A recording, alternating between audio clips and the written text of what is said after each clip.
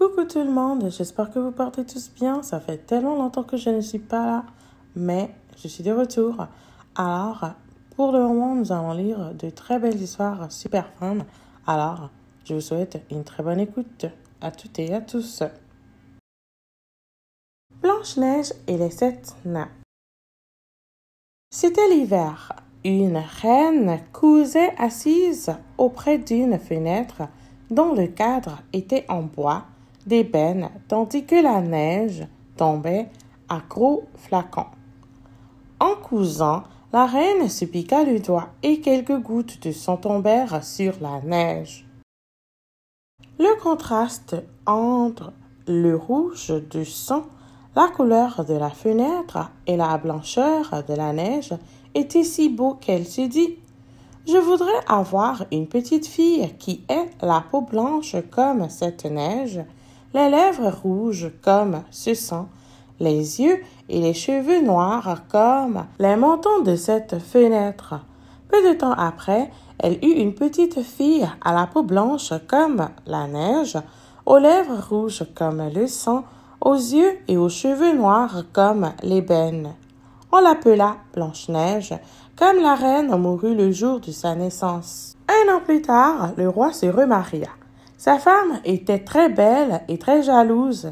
Elle possédait un miroir magique don d'une fée qui répondait à toutes les questions.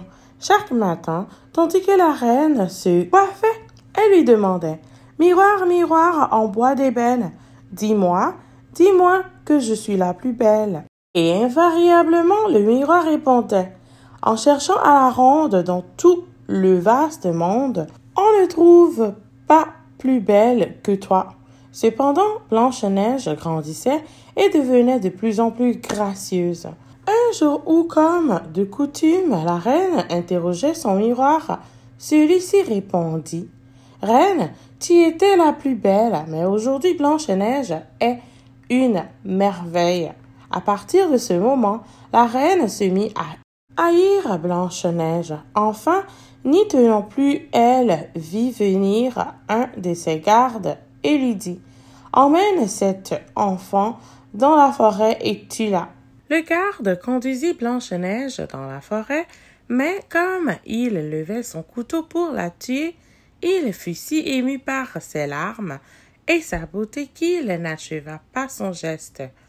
En s'éloignant, il pensa qu'elle serait bientôt la victime des bêtes sauvages. La pauvre Blanche-Neige, demeurée seule dans la forêt, se mit à courir, trébuchant sur les cailloux. Vers le soir, alors que ses petits pieds ne pouvaient plus la porter, elle arriva auprès d'une jolie maisonnette et entra se reposer. Elle y trouva une petite table dressée avec 7 petites assiettes et 7 petits couverts. Contre le mur, il y avait 7 petits lits aux draps bien tirés, blancs comme la neige. Blanche-Neige, qui avait très faim et très soif, mangea un peu de la nourriture préparée dans chaque assiette et but une gorgée de vin dans chaque verre. Puis, comme elle était très fatiguée, elle se coucha et s'endormit immédiatement. Le soir, les habitants de la maisonnette arrivèrent. C'étaient 7 nains qui cherchaient dans la montagne de l'or et des diamants. Le premier nain, regardant autour de lui, vit une petite fille qui dormait couchée dans son lit. Il appela ses compagnons qui se précipitèrent, élevant leur lanterne pour mieux la voir. « Oh, la jolie petite fille !» s'écrièrent-ils.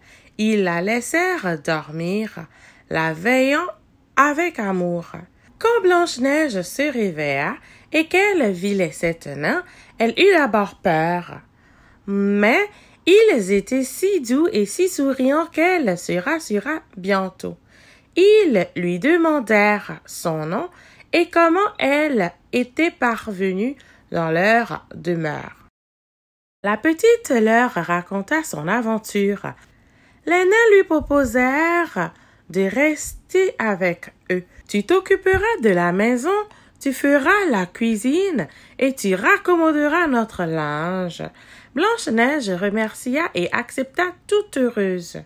Dans la journée, pendant que les nains étaient partis extraire l'or et les pierres précieuses de la montagne, la fillette restait seule, mais il lui avait bien recommandé de n'ouvrir à personne. « Méfie-toi de ta belle-mère, elle ne tardera pas à apprendre que tu es vivante et viendra te chercher jusqu'ici. » La reine croyait être de nouveau la plus belle femme du monde. Au jour, elle voulut se le faire confirmer par son miroir. Le miroir répondit « Reine, tu étais la plus belle, mais Blanche-Neige, au pays des 7 nains, au-delà des monts, bien loin, est aujourd'hui une merveille. » La reine savait que son miroir ne mentait pas. Furieuse, elle comprit que le garde l'avait trompée et que Blanche-Neige vivait encore. Elle réfléchit longtemps au moyen de s'en débarrasser et décida de se rendre chez les 7 nains. Après s'être bruni le visage et habillée en marchande, elle frappa à la porte de la maisonnette en criant « Belle marchandise à vendre, belle marchandise !» Blanche-Neige se pencha à la fenêtre et demanda « Bonjour, brave femme, que vendez-vous » ? « Des corsets, des rubans et toutes sortes de colifichets. Je peux bien laisser entrer cette brave femme, » pensa Blanche-Neige, et elle ouvrit la porte pour acheter quelques rubans pour son corselet. « Comme ils vous vont bien, » s'exclama la marchande avec admiration. « Mais laissez-moi vous lasser, vous jugerez mieux de l'effet. » Blanche-Neige, qui ne se doutait de rien, la laissa faire. La vieille serra si vite et si fort que la jeune fille tomba à terre comme morte. « Et maintenant, ricana la reine, je suis de nouveau la plus belle femme au monde. » Et elle quitta rapidement la maisonnette. Le soir, en rentrant, les 7 nains furent épouvantés à la vue de Blanche-Neige gisant à terre sans vie. Apercevant le corselet tellement serré, ils coupèrent immédiatement les lacets. Blanche-Neige, peu à peu, revint à la vie. Elle leur raconta ce qui s'était passé. Les nains lui dirent alors « Cette vieille marchande devait être ta belle-mère. Fais attention, désormais ne laisse entrer absolument personne. » Cependant, la reine, revenue dans son palais, prit son miroir et le consulta. Elle apprit ainsi que Blanche-Neige était toujours en vie et entra dans une violente fureur. « Il faut pourtant qu'elle disparaisse, » pensa-t-elle. Elle enduisit un peigne de poison, prit un autre déguisement, partit à travers la montagne et arriva à la maison des 7 nains. Elle frappa à la porte et cria « Belle marchandise à vendre, belle marchandise !» Blanche-Neige se pencha à la fenêtre, mais ne voulut pas la laisser entrer. « Vous pouvez toujours regarder, » lui dit-elle. « Cela ne vous engage à rien. » Et elle tendit le peigne empoisonné à la jeune fille. Il était si beau que Blanche-Neige ne put résister à la tentation. Elle entrebâilla la porte et acheta le peigne. « Laissez-moi donc vous coiffer joliment, » lui dit la marchande. Mais à peine avait-elle passé le peigne dans les cheveux de la jeune fille que le poison commença à agir et que Blanche-Neige tomba à terre sans connaissance. Par bonheur, ce jour-là, les nains revinrent plus tôt que de coutume. En voyant Blanche-Neige étendue à terre, pâle comme une morte, ils comprirent que sa belle-mère était encore venue. Ils découvrirent le peigne empoisonné, l'arrachèrent, rendant ainsi la vie à la jeune fille. Puis, ils lui firent promettre de ne plus ouvrir la porte sans aucun prétexte. La reine, arrivée au palais, demandait à son miroir, « Miroir, miroir en bois d'ébène, dis-moi que je suis la plus belle. » Et le miroir répondit à nouveau que Blanche-Neige était une merveille. Cette réponse fit trembler la reine de rage et de jalousie. Elle jura que Blanche-Neige mourrait. Dut-elle mourir elle-même? Elle alla dans son cabinet secret et prépara une pomme empoisonnée. Celle-ci était belle et appétissante. Cependant, il suffisait d'en manger un petit morceau pour mourir. La reine se maquilla, s'habilla en paysanne et partit dans le pays des sept nains. Arrivée à la maisonnette, elle frappa à la porte. « Je ne peux laisser entrer personne. On me l'a défendu, dit Blanche-Neige. J'aurais pourtant bien aimé ne pas remporter mes pommes, dit la paysanne. Regarde comme elles sont belles. Goûte-en une. Non, répondit Blanche-Neige, je n'ose pas. Aurais-tu peur?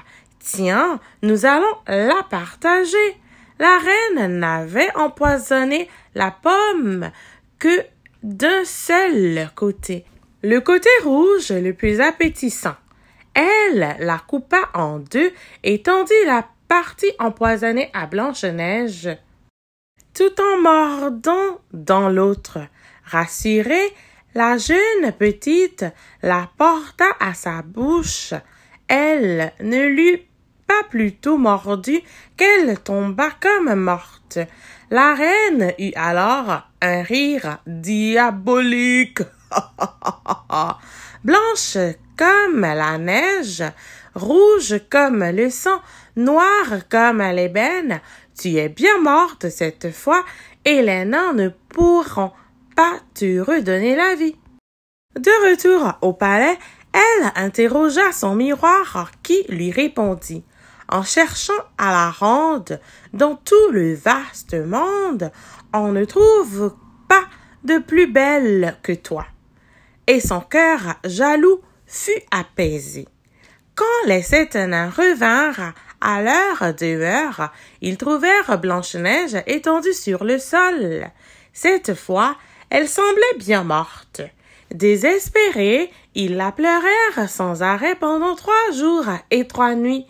Ils voulurent l'enterrer, mais comme ses joues demeuraient roses et ses lèvres fraîches, ils décidèrent de ne pas la mettre sous terre, mais de lui fabriquer un cercueil de cristal et de la garder près d'eux. Ils placèrent le cercueil sur un rocher à côté de la maisonnette et ils montèrent la garde à tour de rôle. Les années passèrent. Blanche-Neige semblait toujours dormir tranquillement dans son cercueil de cristal fraîche et rose. Un jour, un prince jeune et beau traversa la forêt et s'arrêta chez les 7 nains pour y passer la nuit. Quand il vit le cercueil de cristal et la belle jeune fille endormie, il fut pris d'un tel amour pour elle qu'il dit aux nains « Faites mon cadeau, je ne peux plus vivre sans voir Blanche-Neige. » Les nains émus lui donnèrent le cercueil de cristal. Le prince le fit porter à dos d'homme jusqu'à son palais. Chemin faisant, un des porteurs trébucha et la secousse fut telle que le morceau de pomme resté dans la gorge de la fille en sortit. Elle ouvrit les yeux, souleva le couvercle du cercueil et regardant autour d'elle, dit « Où suis-je » Tout joyeux, le prince lui répondit « Tu es en sécurité avec moi. Je t'aime plus que tout au monde. Viens au palais du roi, mon père, et je t'épouserai. » Blanche-Neige consentit avec joie. Leurs noces furent célébrées avec une splendeur et une magnificence dignes de leur bonheur. On invita tous les rois et toutes les reines. Quand la belle-mère se fut parée de ses plus beaux autours, elle posa à son miroir l'éternelle question. Hélas, le miroir lui répondit: « Reine, tu étais la plus belle, mais la fiancée brille d'une splendeur sans pareille. » À ces mots, la reine entra dans une violente fureur. Tout d'abord, elle ne voulut plus aller aux noces. Puis, elle ne put résister au désir de voir cette jeune princesse qui était si belle. Quand elle reconnut Blanche-Neige, elle fut prise d'une telle rage qu'elle tomba terrassée par sa propre jalousie. Bravo, bravo les amis, et nous voilà arrivés enfin à la fin de notre lecture. Alors, bonne chance et à la prochaine surtout. Au revoir.